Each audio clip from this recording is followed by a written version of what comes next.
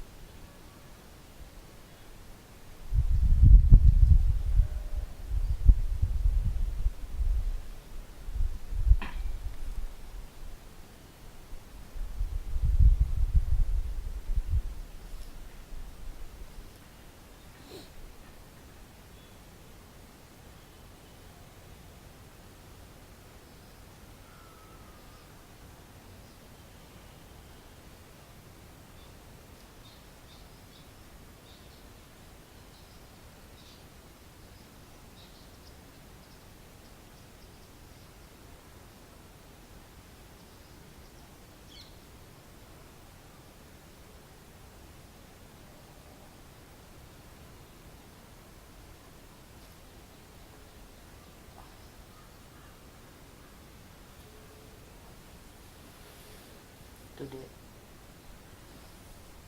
we will take work by Shankaracharya. It's called Drigdrishya Vivek. Literal meaning would be the discrimination between knower and the known.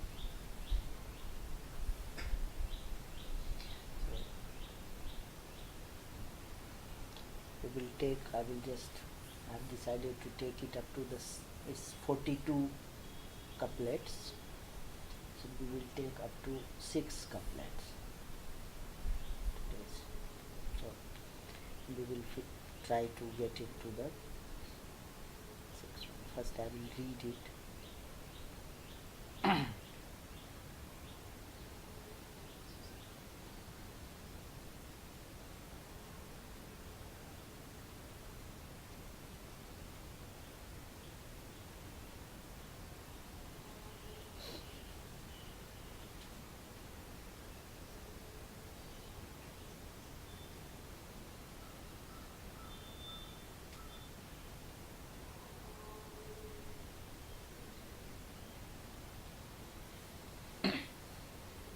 दिग्दृश्य विवेक रूपम दृश्यम लोचनम दृक् तद्दृश्यम दृक्तु मानसम दृश्याधिवृत्तयः साक्षी दृगैव न तु दृश्यते।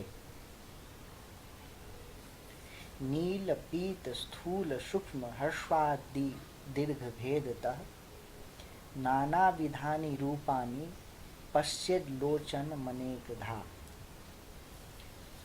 आंध मध्यांत पटुत्वेषु नेत्रधर्मेषु चैकधा संकल्पयेन मनः श्रोतत्वात् आदौ योज्यताम् इदम्। कामः संकल्प संदेहो श्रद्धा श्रद्धे धृतितरे ह्री ध्री भ्रीरित्येवम् आदिन भाषेत्येकधा चिति। नोदेति नास्त्यमेतेषा न वृद्धिं याति न क्षयं स्वयं विभात्यात्मानि भाषयेत् साधनं विना। चिच्छाया वेशतो बुद्धौ भानं धिस्तु द्विविधा स्थिता एका अहं कृतिरन्या स्यादन्तःकरण रूपिणी।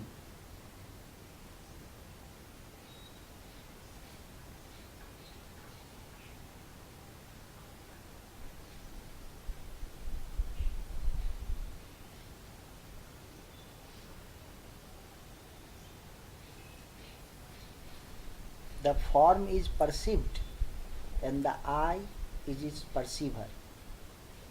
The I is the perceived and the mind is its perceiver. The mind with its modification is perceived and the witness is verily the perceiver. But it, the witness, is not perceived by anything.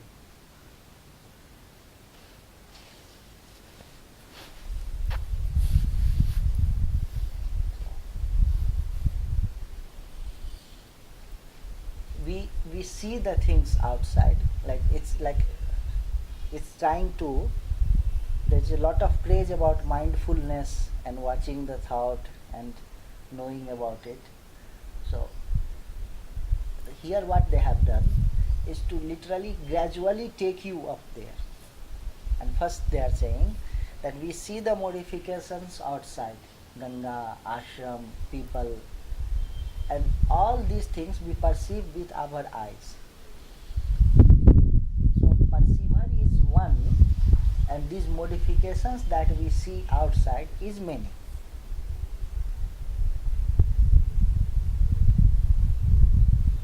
Similarly, the eye and the things that we perceive by eye, they are different things that goes to the mind, but the mind is one.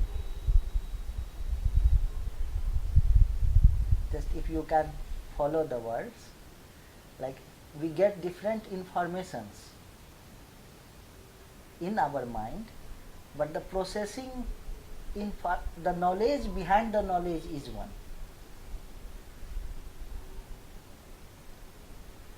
Similarly, in mind also, we have many things coming up. The thoughts go and come and go and come, but when the knowledge about the thoughts is one, and that perceiver is not known by anything else.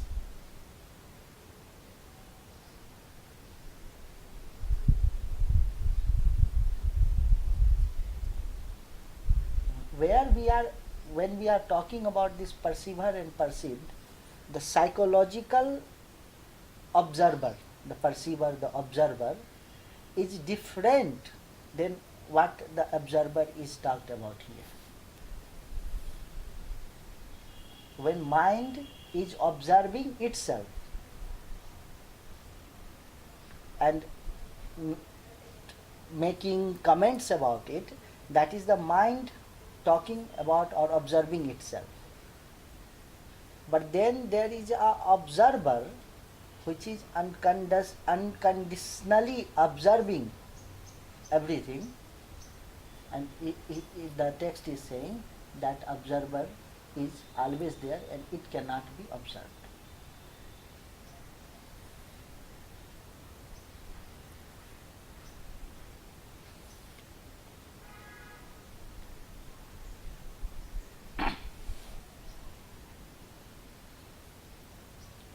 The objects of perceptions appear as various on account of such distinctions as blue, yellow, gross, subtle, short, long, etc. The eye, on other hand, sees them, itself remaining one and the same.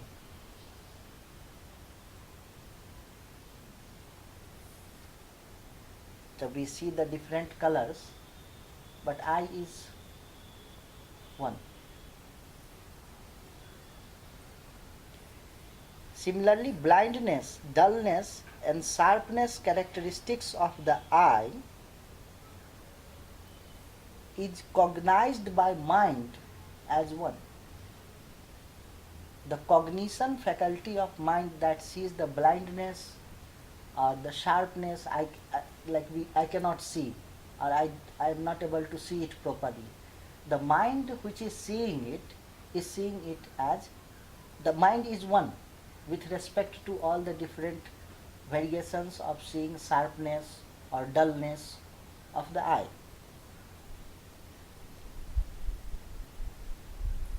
Similarly, desire, determination, doubt, faith, steadiness, modesty, understanding, fear, all these, the characteristics of the mind, we would like to clarify it, that all these characteristics of the mind is seen as the one who gets this characteristic is one.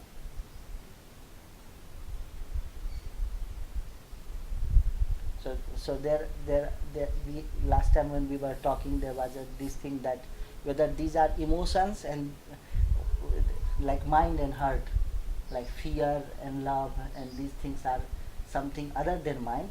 But here, this Shankaracharya, he always takes them as the characteristic of mind. Mind meaning bigger thing in itself. So the thoughts and the emotions together is perceived by one perceiver.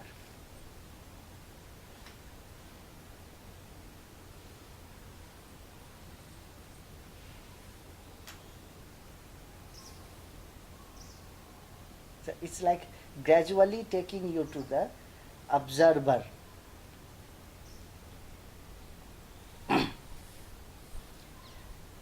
This consciousness does not rise, does not set, increase, does not undergo decay, does not undergo itself science, on other hand, without aid of any other means. This consciousness neither rises nor sets. It does not increases nor it suffer decay. Being self-luminous, it illuminates everything else without any aid. This is the fifth stanza that we talked. So these four, it's like more scholarly and logical, but when it is bringing you to this fifth one, no deti, no asteti, this consciousness doesn't rises or sets.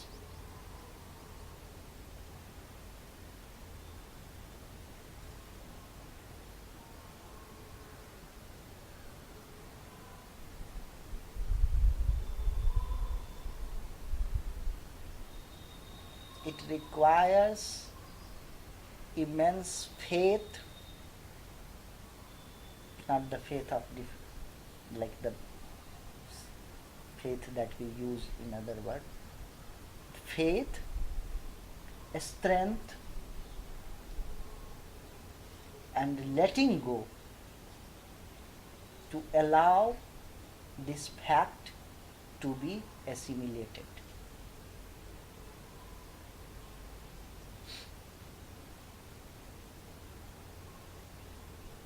We are so used to controlling things,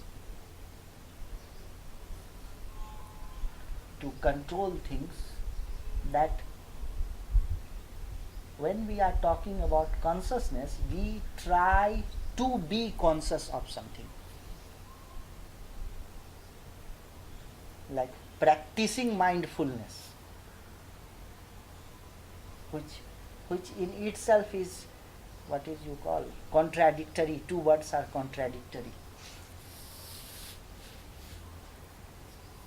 Like practicing mindfulness.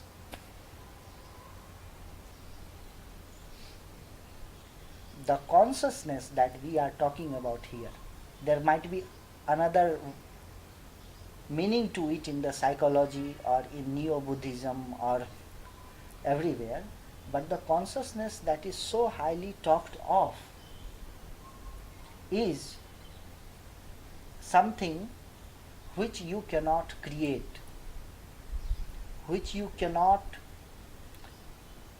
make set or rise.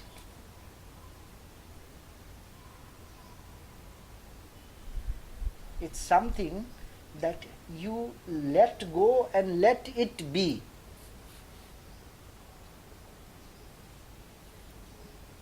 Your effort to know or to do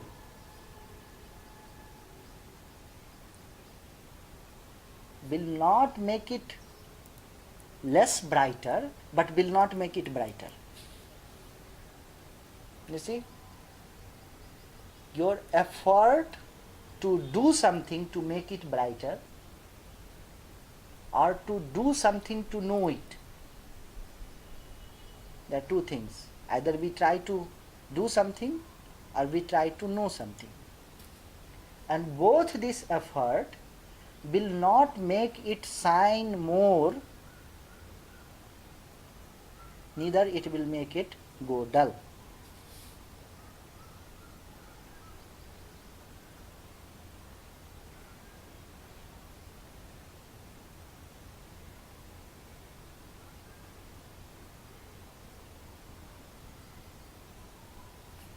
but very subtlety of it, very uselessness of it, the seemingly uselessness of it doesn't let us let it be. It seems so useless, so utterly seemingly of no use, that we tend to do something which feels more useful for us, which feels.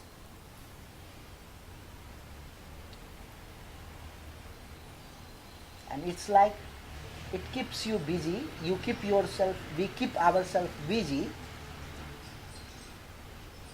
not enjoying what is.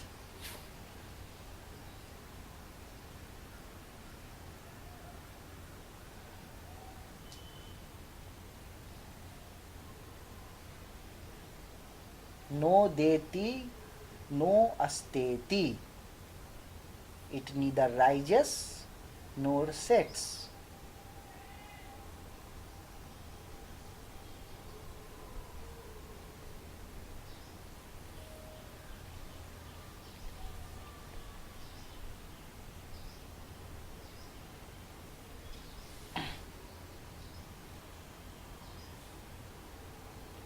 Buddhi appears to possess luminosity on account of reflection of consciousness in it. Intelligence is of two kinds, one is designated egoity and another is mind.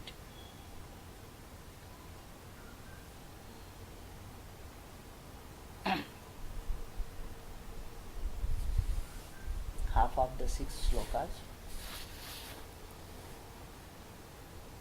So up to 5th he has given the whole thing. Like one of my friend has said years back, that you have to trust a power higher than you. You see?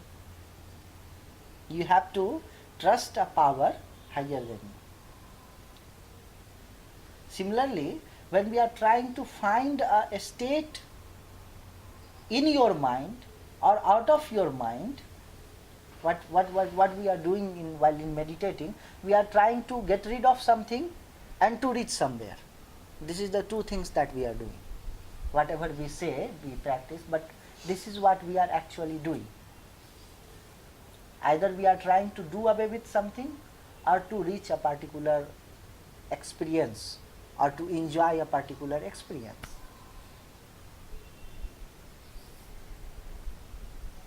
And in both of them, we assume that we will get it or we will get rid of it.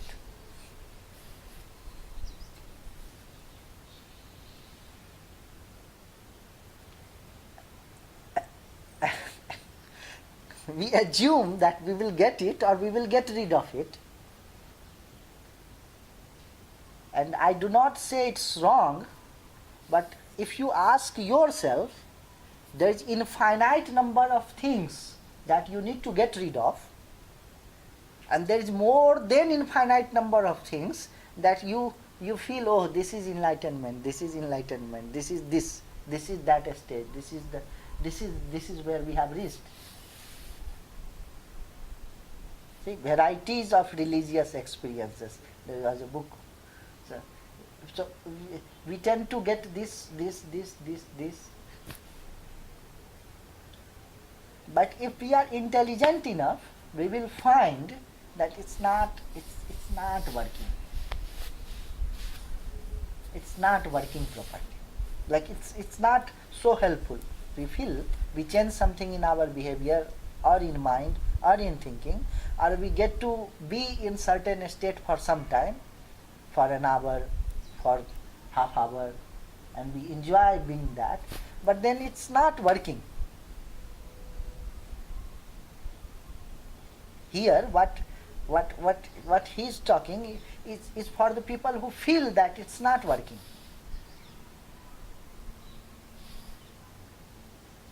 So no deti, no asteti. inquiry into something that neither rises nor sets.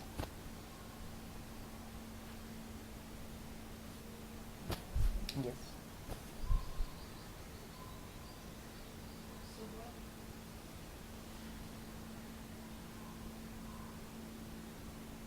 if it doesn't rise in seasons Hmm. in deep sleep? Hmm. It's still happening. Hmm. So what what is experiencing what in deep sleep? What's going on? Because I don't remember. Yeah. Yes. Hmm.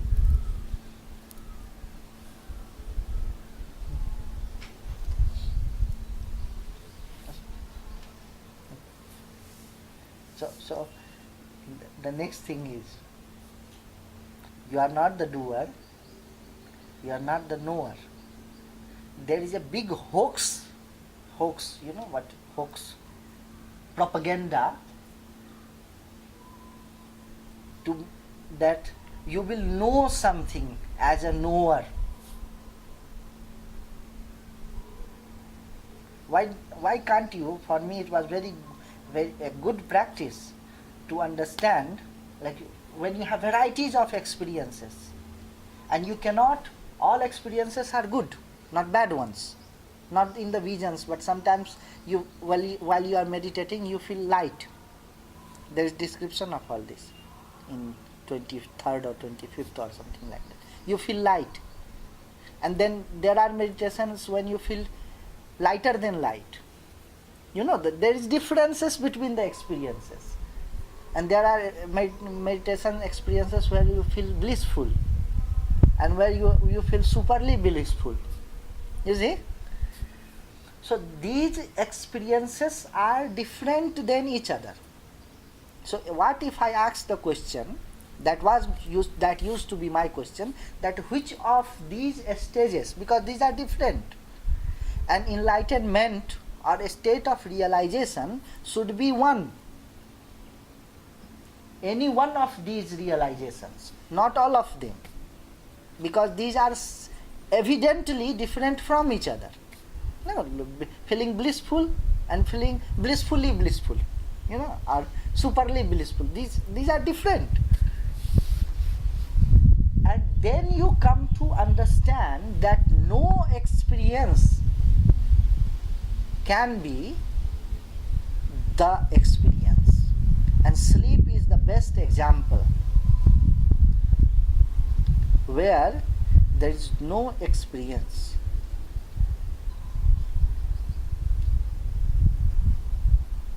So, something which is not you, something which is aware of the sleep, not you, something which is aware of the sleep is that.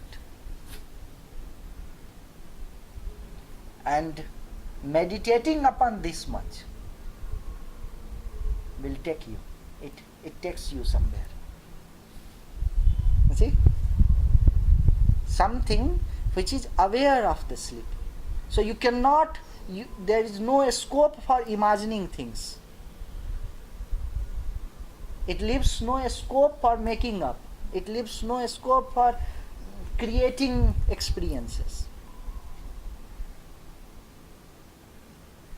The moment you try to imagine or create or understand what is aware of the sleep, then again you are in the same trap. Just trust, or not trust, just let that something, one of the definition of susuptasya sakshi, the witness of the sleep. Sleep is called sushupti, and witness is sakshi. So sakshi, not in the sense when we are talking about the observer, the self is observer, the mindful or whatever. The observer is not observing something. Observer is not observing something.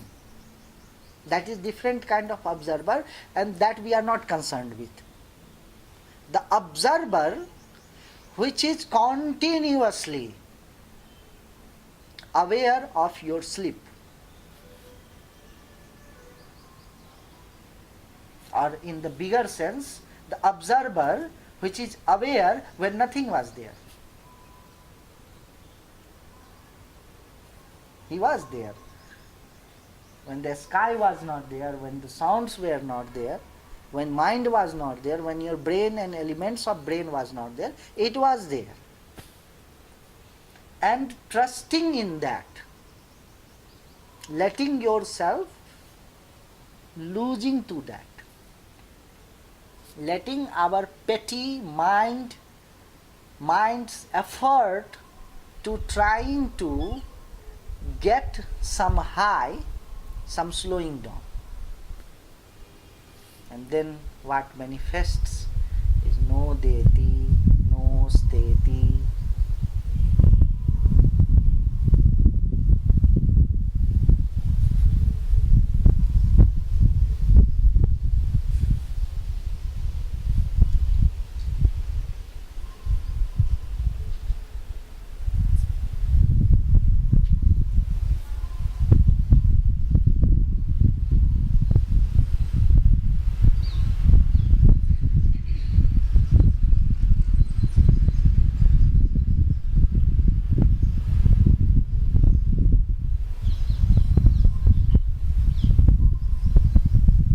But from 6th sloka it starts, but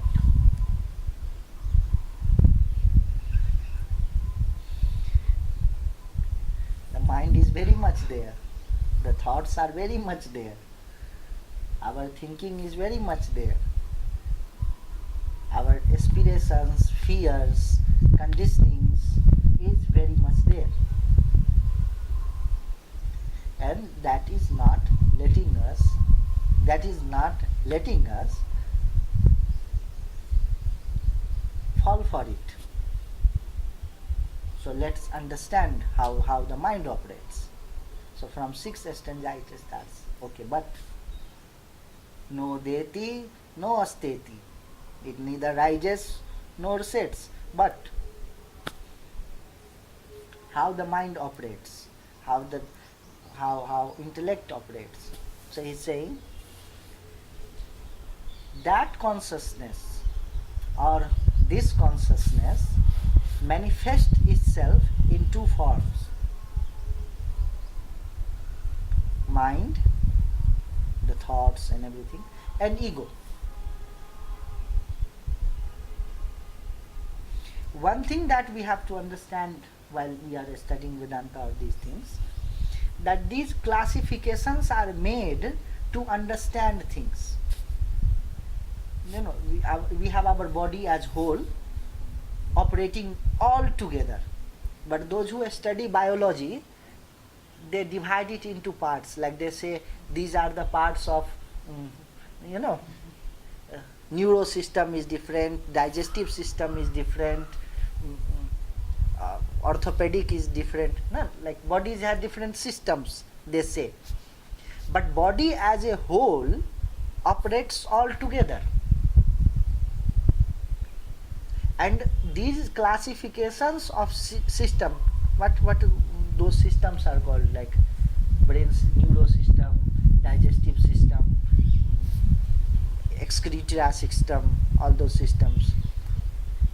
So those systems are imagined, so to say, imagined classifications for a study of body. Similarly, these classifications of mind, sometimes as 4 parts, sometimes as 2 parts, sometimes as mind and heart, is just the classification. We as an individual being operate all together. So here the classification is of 2 types. One is ego and one is mind stuff, memory, thinking, intellect. One thing that I would say here, Puri Shankaracharya always repeats this. Shankaracharya is like Pope to us,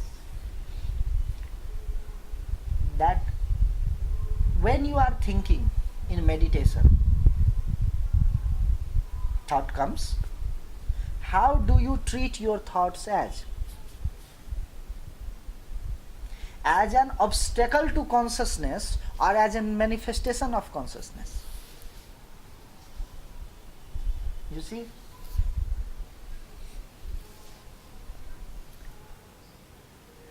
When you are saying, I am very conditioned, I have lot of thoughts, I cannot concentrate, I have these problems going on with thinking, whether this thinking is a manifestation of consciousness or is an obstacle to consciousness.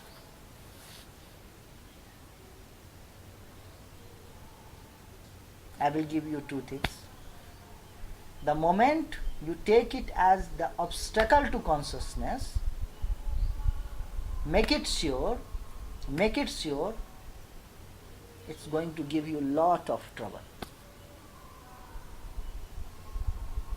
and lot of business to the people who teach it.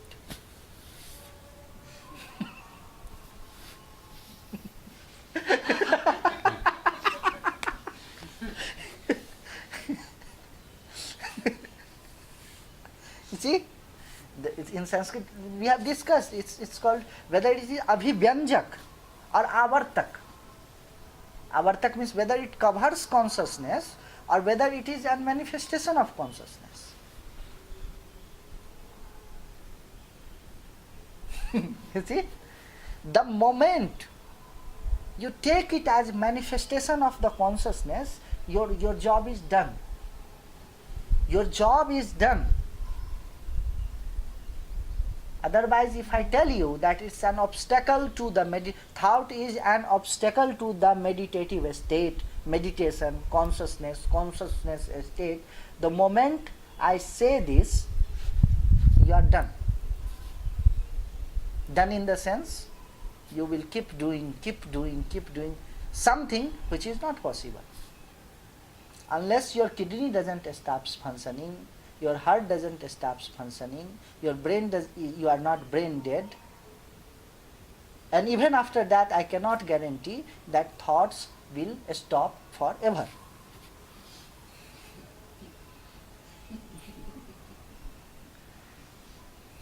You see, relaxing the mind when there are less thoughts or no thoughts, it's okay.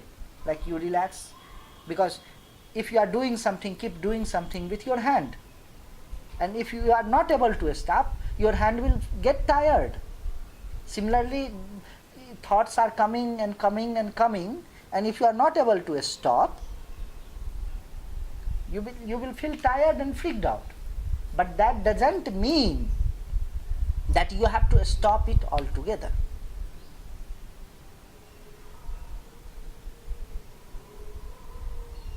And the moment you take the thoughts as an obstacle to consciousness, to meditation, to whatever, you are in big trouble, which it is not. That's why he is saying that consciousness manifests itself in two forms.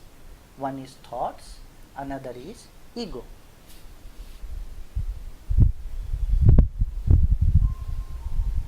Whenever you sit for meditation,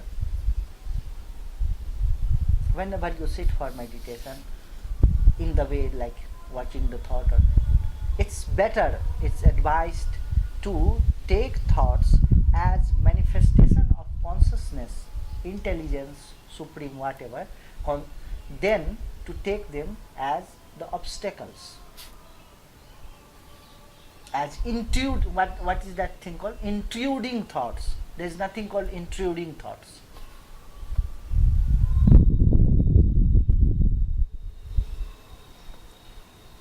If you watch carefully, those intruding thoughts are things that you do not want to think and still you keep on thinking. If you watch it carefully, you will see that you just want to be extra sure.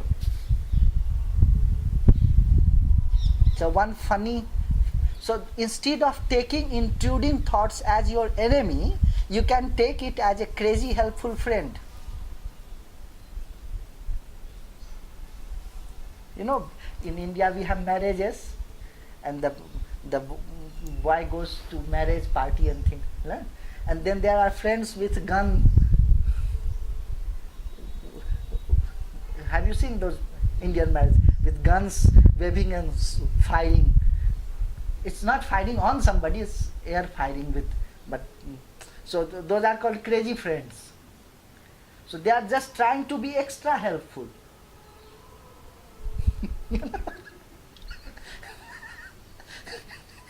Similarly, those intruding thoughts, whatever you call, okay, I cannot stop thinking, and if you just, these thoughts are coming, but if you observe carefully, you will see that those thoughts are just trying to be helpful, crazy helpful. What is that thing called? Crazily helpful, but they are just helpful, and just knowing this, it's quite relaxing.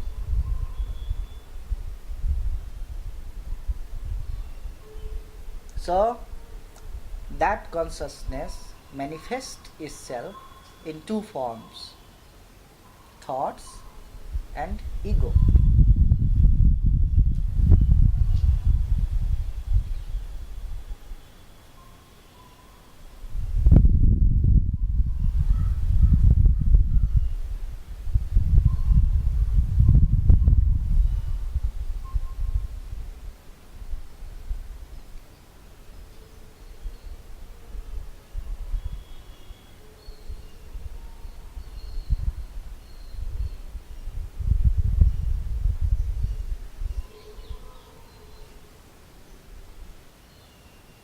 Not behind the thoughts.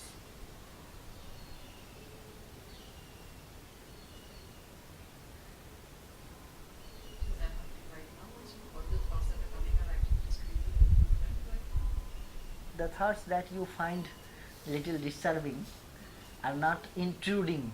They are not from outside. They are crazy helpful. You have, yeah.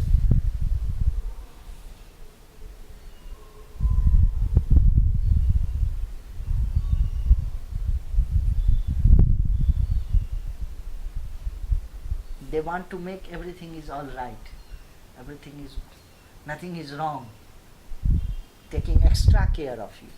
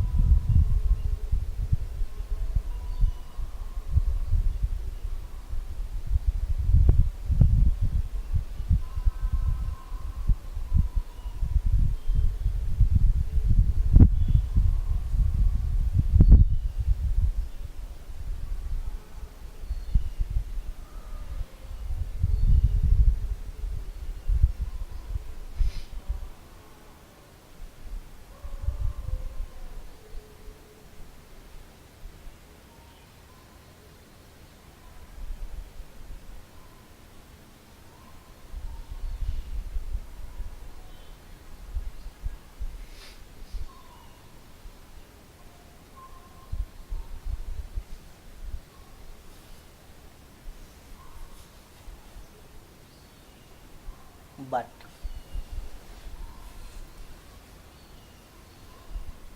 All thoughts are not welcomed.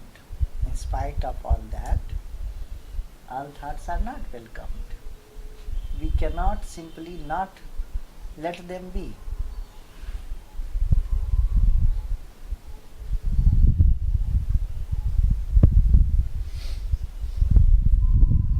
So, saying there are three kinds of the thoughts,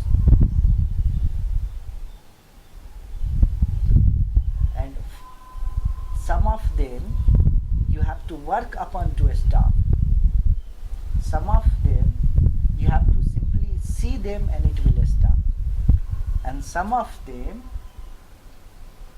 will stop only when you have reached self-realization or something like that.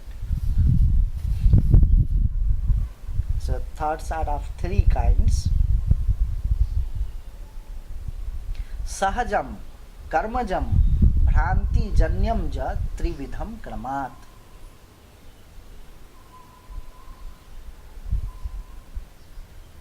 Thoughts are of vritti, they have said, are of three kinds, namely natural, due to past karma and due to ignorance, respectively.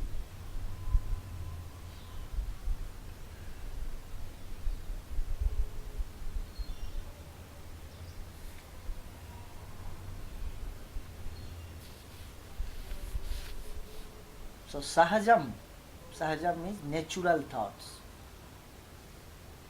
The thoughts that keep on going. If you have been thinking about something, say planning the retreat, you sit and what will come in the mind is planning about the retreat.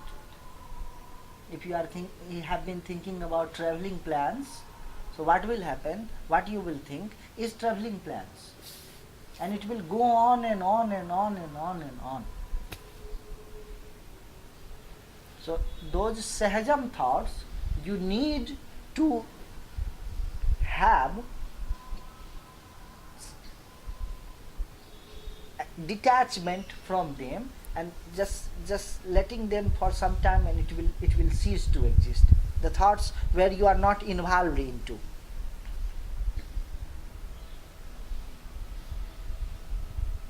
Like the thoughts, the plannings that you are not doing, it's just happening in the head.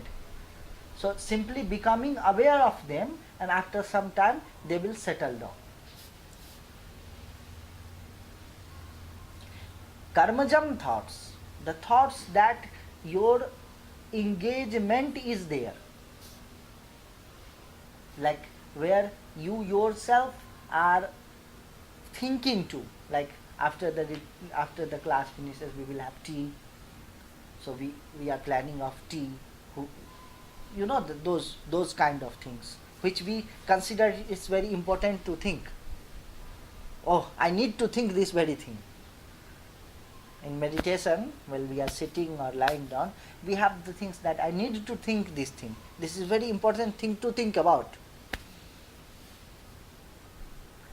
Or this is very important thing to do about.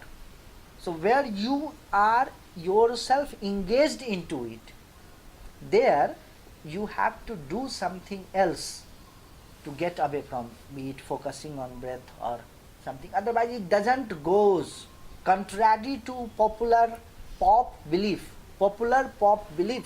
that observation will help you get rid of everything. It's hoax. It's not true.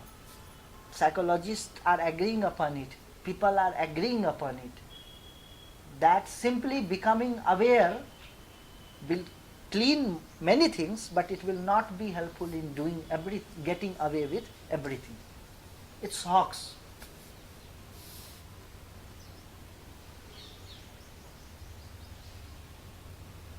So if one is too much engrossed into doing things or thinking the doing the thinking, then one needs to do something different, something fixed, like focusing on breath or mantra japa or study or anything that brings the mind out of the track, out of that fixed pattern of doing and doing and doing and doing and doing, or thinking and thinking and worrying, like There are people who are habitual of worrying. What will happen? Worrying. And then they think it's very important to worry. If they don't worry, things will go out of the hand. So simply watching your worry is not going to help. You will keep worrying. So you need to come out of that habit of worrying by doing something else. Be it focusing on breath or mantra or anything. And doing something else. Otherwise, you will keep worrying and you will worry about worry. This worry is not going because it will not go.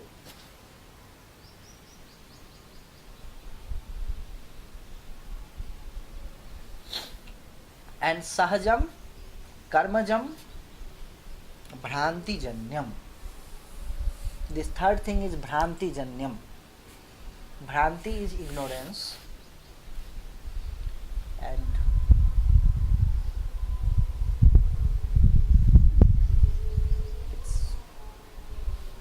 it could be translated in this context as conditioning. Your own concepts about yourselves.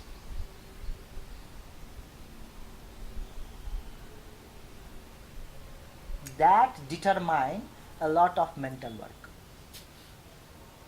For example, if you consider yourself as mentally weak or as somebody not mentally okay, or as somebody with lot of aggression, or as somebody with lot of love, or as somebody who is needing lot of love, this very concept about yourself will make you do many things. And it's very difficult to access that zone. It's very difficult to access the place where you have concepts about yourself.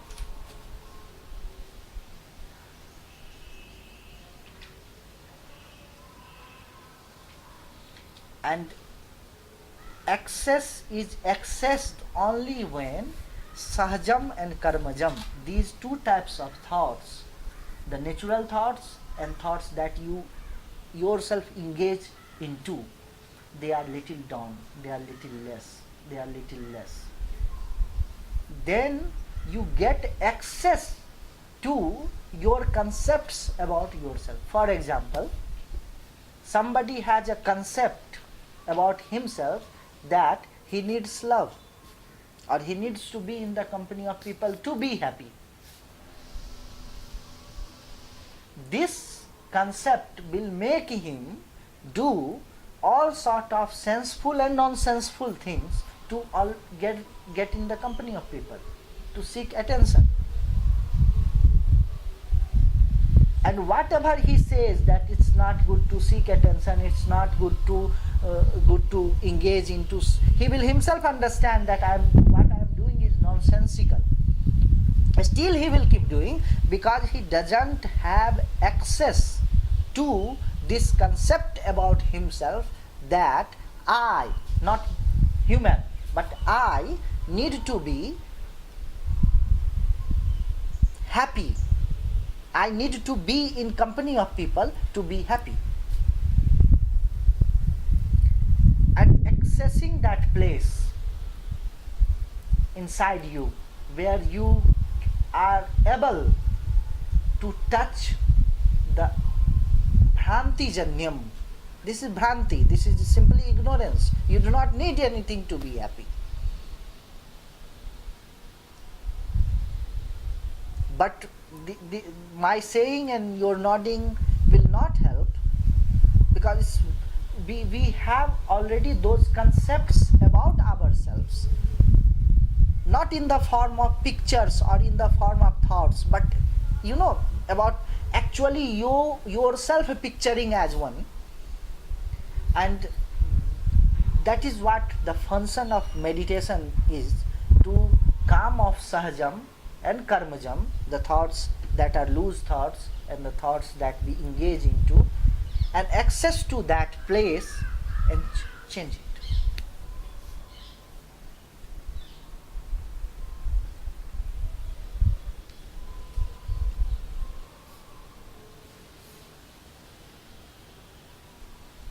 No deti, no asteti.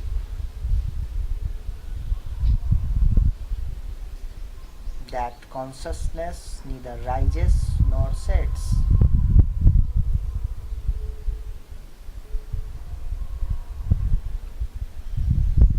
Mind and ego is manifestation of that, not an obstacle to it.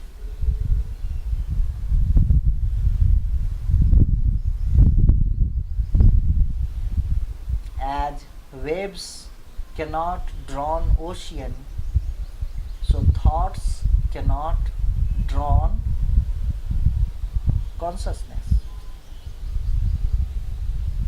The ocean cannot be drawn into a wave. So thoughts cannot be drawn into consciousness cannot be drawn into ocean.